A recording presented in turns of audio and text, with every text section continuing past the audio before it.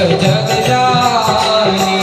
करहु प्रणाम गुरु जुग मानी। करहु प्रणाम गुरु जुग मानी। मेरा मन राम नाम भजते भजते राममय हो तो जन्म जन्मांतर के भव रोग से उसको मुक्ति की प्राप्ति हो सकती है।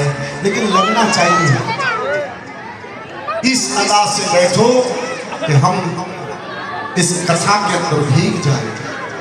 इस अदा से मन बारिश तो बरस रही हो लेकिन हम अपनी बुद्धि के छाते खोल कर न बैठे। वो राम लीला जो है वो हमें समझाई, चाहे कोई भी लीला हो, बहुत ही अच्छे तरीके से बताती हैं। और जय श्री राम, जय श्री राम, जय श्री राम। एक और दफा जय श्री राम की आवाज आनी। हरे कृष्ण कृष्ण कृष्ण हरे हरे, हरे राम राम राम हरे हरे। धन्यवाद माता जी।